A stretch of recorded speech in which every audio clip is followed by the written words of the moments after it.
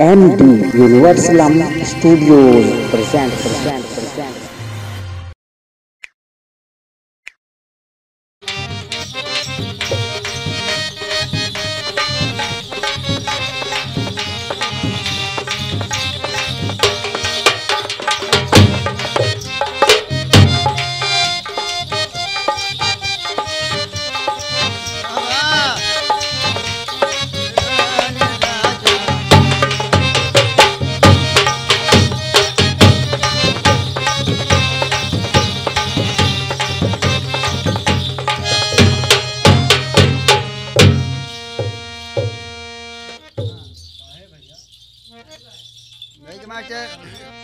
चालू बा बाबा हमारे बिरहा प्रेमी श्रोता बंधु, एक कहानी आप लोग के बीच में भेज रहा हूं। कहानी वही बा माघ महीना में मकर के नहान लाग रहे। एक जने पुजारी पंडित जी मेला लाग रहे, वही नहाऊ जात रहे लोग। हाँ। तो पुजारी जी सोचत हैं चलिए माघ महीना मकर के नहान के आई हमारे देहिया का पाप दोख धुल जाए दूर हो जाए। तो बड़ी मस्त कहानी भाई आप लोगों के बीच में।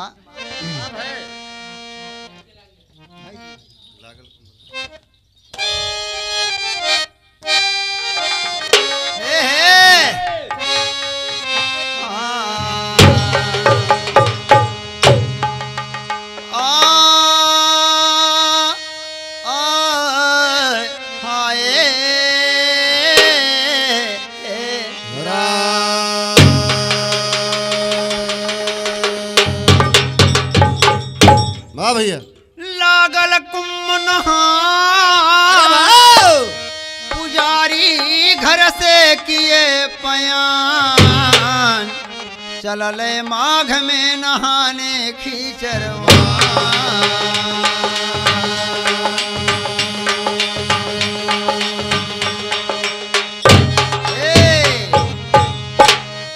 माघ महीना में खिचड़ी के नहान करे। पुजारी जी चल दिए गट्ठर बनाए, पीठ पिला दी सोटा में टांग के।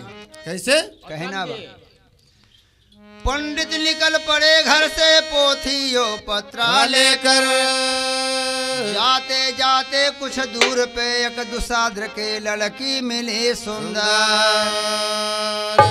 लड़की बोली हे बाबा आपने कहाँ किया सफर। पुजारी बोले बच्चा मैं कुंभ नहाने जात फजा। देखे बाबूजी, जात की हरिजन की लड़की छोड़ के पोखरा रहे हुई अपन सुअर चरावत रहे। तो लड़कियां पुजारी जी का देख बड़ी खूबसूरत लड़की रहे। पुजारी से कहा बे बाबा ये आप कहाँ जाते हैं? कहीं बच्चा हम कुंभी नहाए जाते हैं। लड़कियां कहीं बाबा पहुँच गया ना, कहीं कहीं 5 मिनट रहेगी बा कुंभी 5 मिनट रहेगी बा पहुँच गया ना। पंडित सोचे लगे कि लड़कियां कैसे जाना, तो 5 मिनट रह गया। पोथी पत्रा हम ले बतावती बा। कहे तब कहीं तुम्हें जहाँ बताई वही नहा ला, तो कहीं लौट जा। तो देखे बाबूजी की लड़कियां कहाँ बतावत बा। अरे पोखरिया में नहाइला बाबा जे, पोखरिया में नहाइला बाबा जे।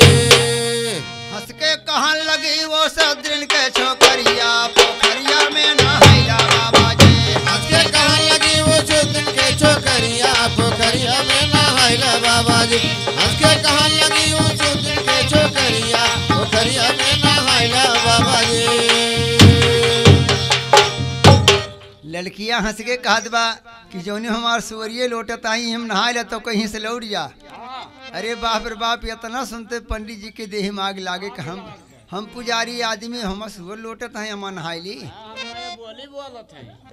तो इतना सुनते पंडित ने लड़की को देहले गरियाए, और बचवाया बलबूत चिरडार टेंगरिया, पोखरिया में नहाइला बाबा।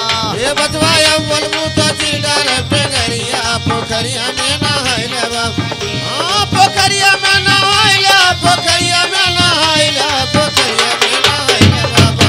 बचवाया बलबूत चिरडार टेंगरिया, पोखरिया में नहाइला बाबा जी। मारे क्रोध के एकदम लाल हो गए। कहीं बाप रे बाप इतना निष्ठा बात हमसे कर दिबा। गठरी सोटा में से सरकावे लागे, कहीं ने का बिना मारी जाब ना। इतना कही के पंडित ने लड़की को ले लेखे, तब ले लड़की एक सुअर को पानी में दे ले फेंक। पुजारी सोटा लेके खदेरे लड़की हो पोखरा घुमावे लाग, और तब ताई एक सुअरी के गोल पकड़ के पोखरा में फेंक दे देबा। और जब फेंक दे देबा बाबूजी सुअरिया ये पार से पार जब हो देबा तो ओके बरवा झलके लाग।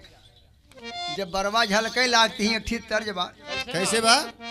एक ठीक दुल्हन सोवत रहा, दुल्हावा पछिलहरे पहुंचा जगावे लाग। कहना अरे मोरवा बनवा में बोले, अरे मोरवा हे मोरवा बनवा में बोले, और सैया जागावे हमके भोरवा, मोरवा बनवा में बोले। सैया जगावे हमके भोरवा, मोरवा बनवा में बोले। अरे बनवा में बोले हो, बनवा में बोले, मोरवा बनवा में बोले। सैया जगावे हमके भोरवा, मोरवा बनवा में बोले। यह तर्ज बा। लेकिन कहना बा मास्टर, कहीं पनियामा, हरे पनियामा गिरत सुअरवा, बरवा सोने के भैले।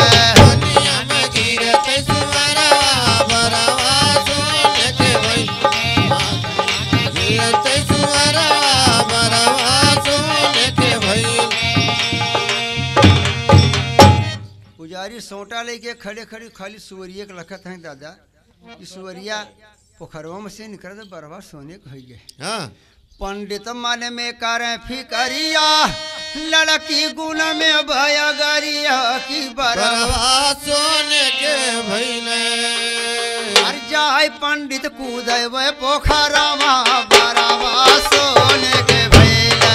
जाय पंडित कूदे वे पोखरवा, बरवा सोने के भैले। पोखरवा, बरवा सोने के भैले। बरवा सोने के, बरवा सोने के, बरवा सोने के। जाय पंडित कूदे वे पोखरवा, बरवा सोने के भैले। जाय पंडित कूदे वे पोखरवा, बरवा सोने के भैले। आगा पीछा लग के तो कोई सोटा दे दिए, पकड़े निकला गलाब से कूद गए। हाँ। और कूद के गप से बुड्ढी लगाए। अब बुड्ढी लगाई जब बहरे उपरात है तो डिजाइन बदल गए। देहिया उहई बा, चेहरा उहई बा, लेकिन आई गए कौने में। पंडित रहले पुरनिया, पंडित कई आई गई जवानिया, बरवा सोने के भैले। अरे जाय धैले गोरी कई चरवा, बरवा सोने के भैले। जाय धैले गोरी कई चरवा, बरवा सोने के भैले। बरवा सोने के, बरवा सोने के, बरवा सोने के भैले। जाय धैले गोरी कई चरवा, बरवा सोने के भैले।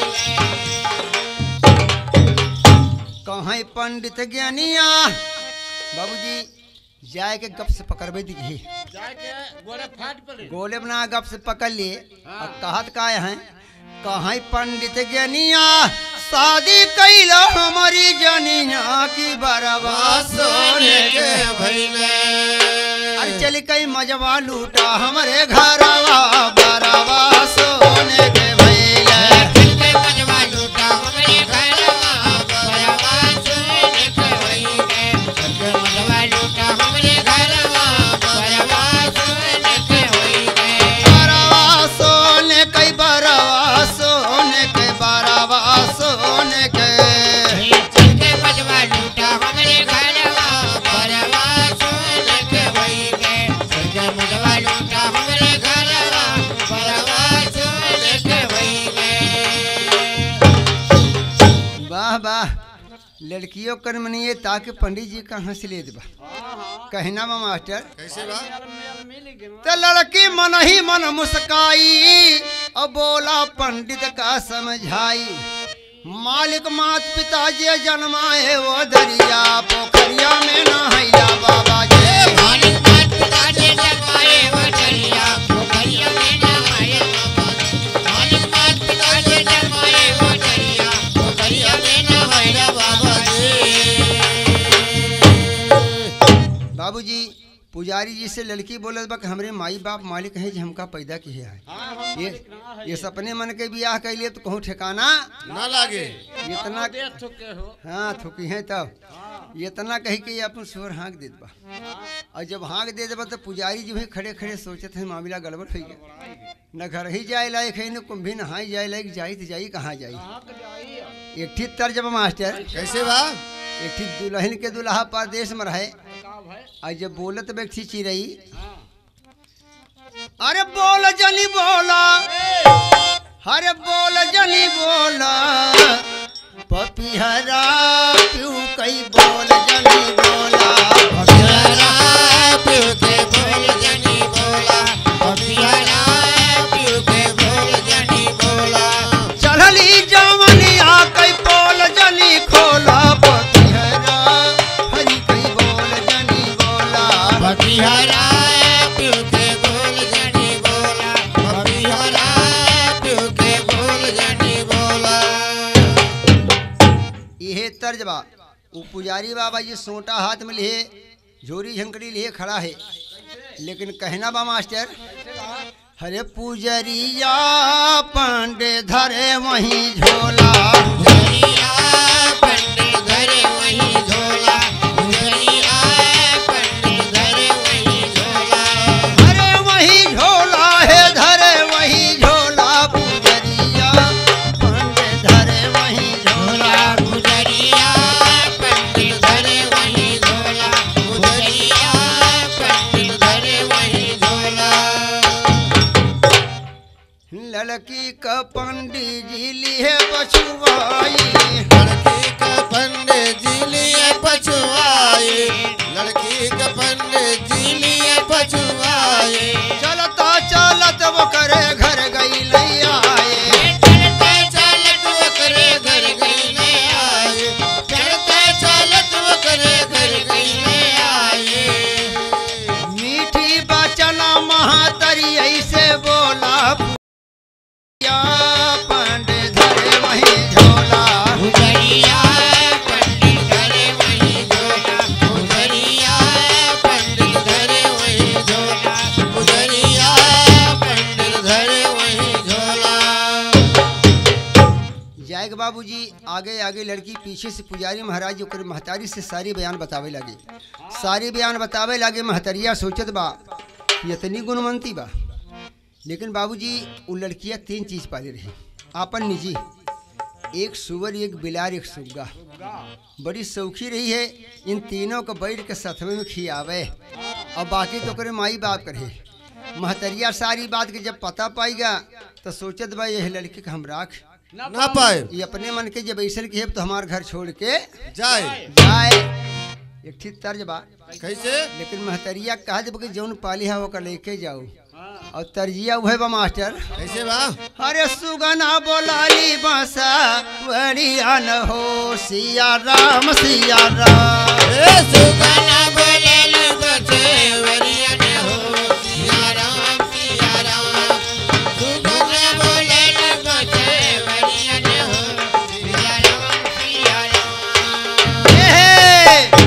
ये तर्ज बा, लेकिन कहना बा अरे सथवा मली है जा बाबा सथवा मली है जागू जरिया न हो, सुगा सुवर यो बिला। ए सतवा में लिए जगो जरिया ने हो, सुगा सुवर बिला। सतवा में लिए जगो जरिया ने हो, सुगा सुवर बिला। महतरिया लड़किया से बोलत बा कि अपन तीनों सामान लेके इतना सुनते बाबूजी लड़की चल देत बा। आगे आगे पंडित चले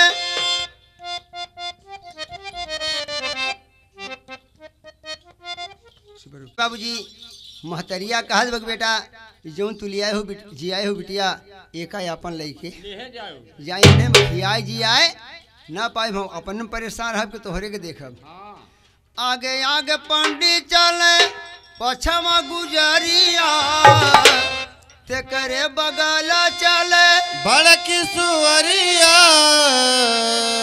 अरे आई गईल गाँव के अरियन हो सुगा सुवरियो बिला आई गईले गौवा के अरियन हो सुगा सुअरिया बिला आई गईले गौवा के अरियन हो सुगा सुअरिया बिला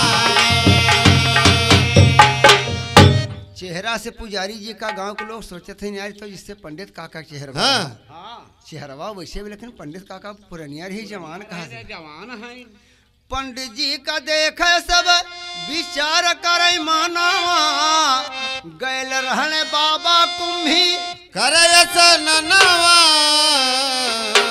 सथवा में लाओ एक में हरियान हो सुगा सुवरियो बिला सथवा में लाए एक में हरियन हो सुगा सुअरिया बिला सथवा में लाए एक में हरियन हो सुगा सुअरिया बिला पुजारी जी तरका मूड के हैं हमका के चिन्हन दादा ना बड़ी बेइज्जती बा मेहररुआ तो चलाऊ रहा सुगोल चलाऊ रहा बिलरियो चलाऊ रहा हाँ लेकिन बड़का घरिया लबा साथे भाई एका देख के सबे ही नाए दवाई कहीं ना ही जाए। सोचत है गाँव में हलब बहरे बहरे अपने घरे चला जाओ लेकिन बाबूजी कहना बा कहानी के प्रमाण आगे आप लोग कैसे बा चलत चलत अपने घर गईले आई देख दशा घर वाले अरे कैले घबराई अरे छोड़ी भागा हमारी नागरिया न हो कहीं करा गुजरा बोल भाग हमारी नगरियन हो नहीं करा गुजरा बोल भाग हमारी नगरियन हो नहीं करा गुजरा डांट के घर वाले कहन खबरदार बेदी में चढ़ा यन्हे लेके फर्श जुड़ते बहरे होला। देखिए बाबूजी पुजारी जी सोचे थे मोर भगवान कहाँ जाई राजा जी के पास पहुंच के कहते क्या है तीन गाइन घर वाले के पंडित हुए। तो पंडित मन ही मन घबराई और यार जी राजा से रहे लगाए हमका जगह बतावा हम धरब झोपड़िया पोखरिया में नहैया बाबा जी हमका जगह बतावा हम दरवे जो करिया पोखरिया में नहैला बाबा जी हमका जगह बतावा हम दरवे जो करिया पोखरिया में नहैला बाबा जी। सुने वाले मित्र कहानी के शुरुआत यहीं से देखा चालू होत बा अब यहीं से कुछ लीला चालू होत बा। पुजारी जी जाए कर राजा जी से कहते हैं राजन साहब कहीं हमहू की जगह बताया जा हाँ हम हो एक मड़ाई धैली। एक थी मल्हा थी के रहा पंडित जी के बात सुने पे राजा गए घबराई जी भाई राजा गए घबराए जी सोच समझ के एक भीटा पे जगह दिए बताए जी भाई जगह दिए बताए जी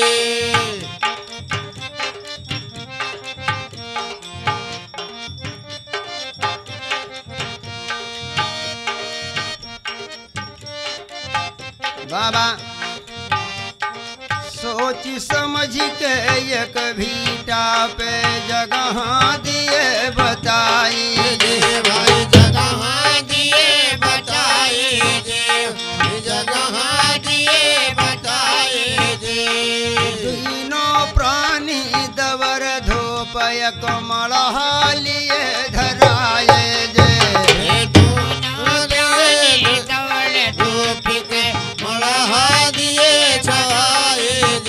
अरे कटई लाग दिन रात चयन से मस्ती मौज उड़ाए जे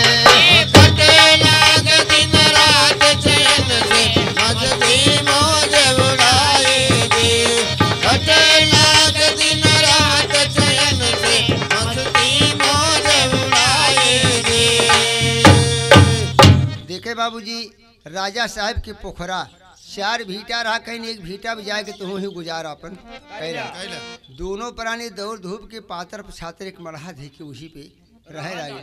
तो कहना बा कैसे बा? रहते मस्ती मौज बुलाई और छपरा भी डाप लिए धराए सुगना रैन बितावही अंदर के फुलवरिया पोखरिया में नहैला बाबा जी। बतावे इंद्र के फुलवरिया पोखरिया में नहाइला बाबा जी। सुगनारायण बतावे इंद्र के फुलवरिया पोखरिया में नहाइला बाबा जी। बा मेरे दोस्त दोनों प्राणी और बिलरिया और सुगवा और सुवरिया यहाँ है, लेकिन सुगवा इंद्र के कचहरी में जाए कोई फुलवरिया में बैठ के इंद्र जौन बतिया वो सारी बतिया सुने। महीना बरसात के आएगी, आषाढ़ महीना सब अपन खेती बाड़ी बोए लगी। अब ओका नवा बसिंदा देख के सोचता है कि करे न खेती बन बारी भाई बेचारा यहाँ आए के बसा बनाने पे ये का खाए पिए कैसे रहे। तो कहना बा मास्टर कैसे बा? अरे जौन रहा गोरी के सुगनावा हे अरे जौन रहा गोरी के सुगनावा नीति जाय इंद्र के भवनावा। गोरी के सुगनावा नीति जाय इंद्र के भवनावा। गोरी के सुगनावा नीति जाय इंद्र के भवनावा। बरसाया साढ़ बीज लैके ग किसनवा बरसाया साढ़ बीज लैके ग किसनवा। और सब ही बोवा यह बंधना नीति जाय इंद्र के भवनवा। वही बोवा भैया बंधनवा नीति जाय इंद्र के भवनवा। वही बोवा भैया बंधनवा नीति जाय इंद्र के भवनवा। सुने वाले भैया आपन आपन खेती बाड़ी जब बोए के आवे तो धीरे धीरे बैठका वह चालू हो लाग। लड़किया से क्यों क्यों पूछे लगे कि तुम्हारी खेती बाड़ी ना न का करबू कैसे खाबू कैसे खाबू पीबू कैसे गुजरान हो। अपने आपन खेत बोए के जब गए तो देखिए बाबूजी लड़की अपने सुवरिया से बोले दिबा ये अपने सुअरिया से बोलली गुजरिया अपने सुअरिया से बोलली गुजरिया। तूरा बंजर हम हो बोई धना नीति जाय इंद्र के भवनवा। पूरा बंजर हम कोई धनवा नीति जाय इंद्र के भवनवा। पूरा बंजर हम कोई धनवा नीति जाय इंद्र के भवनवा। सुअरिया से बोलत बा खाले ना मिला बा ई भीटवे तूर दे तू तो ही बोई दे। थोड़े बहुत हो खाए भर तो हो जा। बाप रे बाप इतना सुनते बाबूजी देखा लगाई थुथना तो मारे ओढ़ के धई दीस। 1 बीघा जमीन तूड़ ताल के सही कहीस वही पर बोई दी। परवा लगाई दे जोरता है। भीटवा के ऊपर आ तुअरी खेतवा बनाई हो भीटवा के ऊपर आ तोरी तुअरी खेतवा बनाई हो। कहीं हम हूँ बवाए हई धनवा हम हूँ बवाए हई धनवा नीति जाय इंद्र के भवनवा। हम बोवाए हई धनवा नीति जाय इंद्र के भवनवा। हम बोवाए हई धनवा नीति जाय इंद्र के भवनवा। वाह वाह जब फिर बैठे कहीं का क्यों कहीं 1 बीघा हम हूँ बोए कहीं कहाँ कहीं भीटवा पे कहीं न खाले सूखा पड़ गया तो होबे ना करे से भीटवा को बोए के धान कटिए जहाँ पानी ना चढ़े बा। साथियों कहना बा कैसे बा? भादो महीना में जब फसल की जवानी चढ़ा इंद्र भगवान उस समय पर सूखा डाल देता है। पूरा पड़ गई झूरा पड़ गया लेकिन हुआ का मास्टर कैसे भाई? भोजपुरी आल्हा में कहना बा कैसे बा? अरे लागा तई भादौआ सूखा पड़ गए हमारे भैया। लगते भदुआ सूखा पड़ गए मोरे भैया। लगते भदुआ सूखा पड़ गए मोरे भैया। इंद्र दिया बोले दूतन का समझाए इंद्र बोले दूतन का समझाए वो। इंद्र बोले दूतन का समझाए। पतावा लगावा मृत लोकावा में जाय के पतावा लगावा मृत लोकवा में जाय के। पतावा लगावा मृत लोकवा में जाय के। के कई हरियाली के कई गईल बाझुराए के के हरियाली के कर गइल बाजुराए हो। के के हरियाली के कर गइल बाजुराए।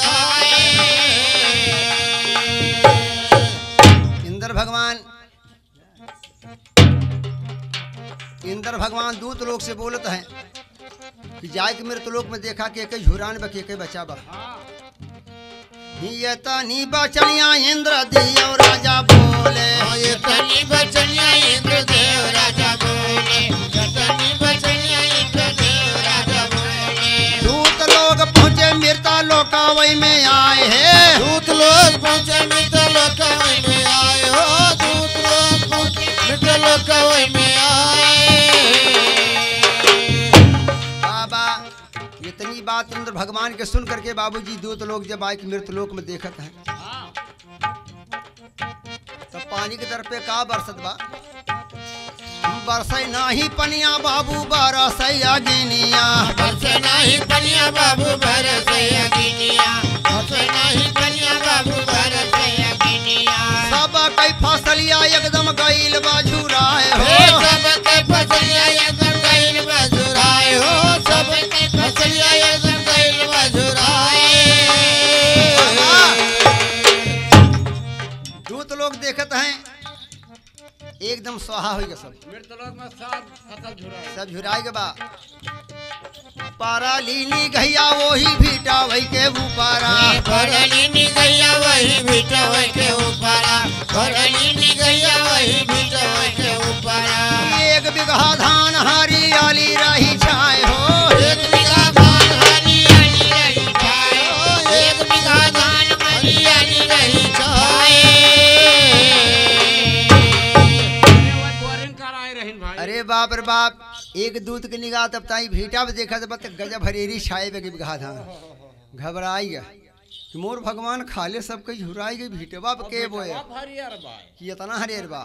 तो ऐसा रहा हरेरी छाई और दूत इंद्र से बतियाई, दूठी रैन बितावे वैधई के झोपड़िया, पोखरिया में नहैला बाबा जी, दूठी रैन बितावे वैधई के झोपड़िया, पोखरिया में नहैला बाबा जी, दूठी रैन बितावे वैधई के झोपड़िया, पोखरिया में नहैला बाबा जी। दूत भगवान से कहे महाराज सबके झुराई लेकिन भीटवा के ऊपरा दुई प्राणी है, हां एक बिगहा धान इतना हरेरी छाए बा हां का कपियाड़ा ना झुरा जेके कोनो जवाबे ना आइना। इंद्र भगवान जब ध्यान से देखत है कहीं वाह तू भीटवा पे धान बोई के काट लेबू। इंद्र कहते सुना दूत हम उसका करबू पाई जी, आज रात में चूहा जई हैं डरी हैं घाट धान गिराए जी। इंद्र भगवान दूर से कहते काज राती में चूहा भेज के सारा धान कटवाई दे, दवाई दिया लेकिन बाबूजी डरिया पे जोन बैठल बा वो तो सुनते हैं। अरे छुपी छुपी सुनत बसु गाना आहो! हे हे आ होई गे। अरे छुपी छुपी सुनत बसु गाना तब वही बनावा में जाए, छुपी छुपी सुनत बाजू गाना तब वही बनावा में, अरे बनावा में जाई हो बनावा में जाई, तब वही बनावा में जाई। छुपी सुनत बाजू गाना तब वही बनावा में जाई। सुन के सारी बात सुगना दिल में बैठाई, बगिया से बूढ़ा पहुंचा रानी लग जाए, अरे आज रात कटे तोर धनवा। सुगनमा वहां से सुन के आए के रानी से बताओ। वो लड़किया के गोद में बैठ के धीरे धीरे बोलत बा, हां अरे आज रात काटे तोर धनवा तब वही बनावा में जाए, आज रात काटे तोर धनवा तब वही बनावा में जाई, आज रात काटे तोर धनवा तब वही बनावा में जाई। देखे बाबूजी सुगवा के काम खबर दे देबा, सुवरिया बिगहा एक बिगहा जमीन तोड़ के धान बोवाई से, हां अपने अपने लेकिन तो सब है। तीसरका ड्यूटी के के लगावत बा। है। ई अपने बिलारिया से बोलली गुजरिया, अपने बिलारिया रिया से बोलली गुजरिया, अरे चल के रखायू अपन धाना तब वही बनावा में जाए, रखायू अपन धनवा तब वही बनावा में जाई, चल के रखायू अपन धनवा तब वही बनावा में लड़किया बिलरिया से बोलत बा उन्हों की ड्यूटी ला कि आज चूहा यही है धान काट यही है हाँ अब तो यार कटे ना और तो हाँ ड्यूटी पे चल के धान रखावा तो यक्को पेड़ी अगर कट जाई है ई कुल तोहरे सिरे बुतई है और भोरवई मारई बा तोर जाना तब वही बनावा में जाए भोरवई मारई बा तोर जाना तब वही बनावा भोरवई मारई बा तोर जाना तब वही बनावा में जाए। बाप रे बाप इतनी बात सुन के बाबूजी बिलरिया घबराए के सोचत बा कि मोर मालिक कितना चूहा ही है कितना मारब अगर एको पेड़ कर जाए तो हमका मरवाई ना हमारा जीव चला जाए।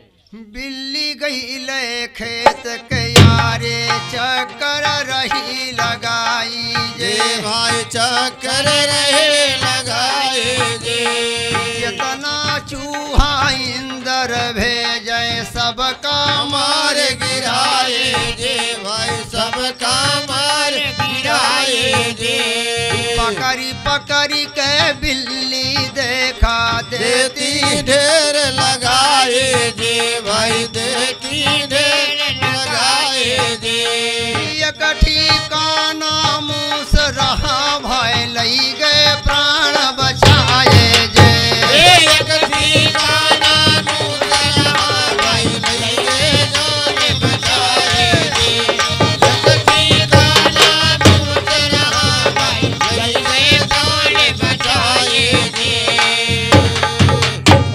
बोलिए महादेव बाबा की जय। अंत में बाबूजी एक काना आंख के चूही और चूहा ये बचे वो इनके ज्यादा देखा था दोनों प्राणी जब कुछ दूरी आए तो कनमा चूहवा कहत बा हाँ तनी ही रुका तो जितना जने गए एको जने लौट के कुछ पता है ना कुछ मुलाकात ना हो तनी ही रुकी हम जाई देख ही आई हाँ तो जाए के कुछ दूरी से खड़ा हुई के देखत बा हाँ लमो ऐसे लमोई से तो ठाव कुरौनी लाग के मूड़ी पटकत बा पूछिए पटकत बा तो लई गई अपन प्राण बचाई और बोला इंदर से गुस्साए सबका मार गिरा इस खेते में भी लरिया पोखरिया में नहाया बाबा जी सबका मार गिराई खेते में भी लइया पोखरिया में नहाया बाबा जी सबका मार गिराई खेते में भी लइया पोखरिया में नहाया बाबा जी। अरे बाप रे बाप चूहा बिगड़ के कहीं महाराज हुआ मेरे तो लोग में भेज दिया हमार कुली निबंध हो एकदम हाँ हे दुई प्राणी बचाई महाराज सब मर गए चला बिया फिर सब चल जाए कहना बा मास्टर कैसे बा इंद्र भगवान क्रोध में कहते क्या है हाँ इंद्र कहते सुना ये चूहा उसका कर उपाय आई यह जे दिन धान कटावे लागे ऐसन जुगत लगा लगाए जे बोझे माँ होए 5 शेर चाहे कोटन करे उपाय सारी बतिया सुन के सुगना बुला भर से जाए जे वही समय में इंद्र भगवान अपने क्रोध का थाम ना पाए कहीं रे चूहा जब तोहार कुली लेमंद कह दीस ऐसा शराब देते ही कि एक बोझ में 5 शेर होए कितना दवाई कई डरी है कितनो दवाई करे एक बोझ में 5 शेर होए देखी कहिया खाए खाए बिना मरे लागे मरे लागे इतनी बतिया सुन के सुगवा बाबूजी बोल लेत बा आए घरे पहुंचा ठीक तर्जबा कैसे बा ए भैया तरजिया हुए बा हाँ कैसे बा एक ठीक दुल्हन दुल्हा परदेश चला के बहुत दिन हाँ और बुढ़ौना से पतोहिया से बड़ा खट्टी खट्टा चलत रहे ये क्या से और संजोग से बुढ़वा कुछ तबियत गड़बड़ रहे अच्छा आधी रात जब बीता तो बुढ़ौना कहत बा तर्जबा कैसे बा उ जैसे लड़के में गावत है कैसे हो हे हाँ कहना बा हाँ हाँ हे बा बूढ़वा के चढ़ल बोखर अरे राम क्या है बूढ़वा के चढ़ल बुखार पतो घर बोलत नाहे बुढ़वा के चढ़ले बुखार पतो घर बोलत नाही बुढ़वा के चढ़ले बुखार पतो घर बोलत नाही। अरे तब ताई पतोहिया कान में वाट टकराई गे कहीं सुमा बुढ़ौना गौनई गीत गावत बा आई बुढ़ौना हमका देख के परेशान बा कैसे कहे देखी के सूरतिया हमार देखी के सूरतिया हमार बुढ़ौना के मन ललचे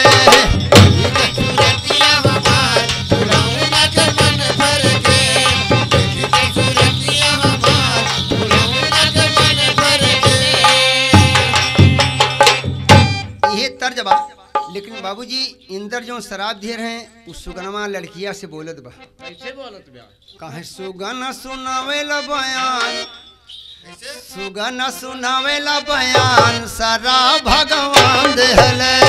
सुगना सुनावेला बयान शराब भगवान दिहले।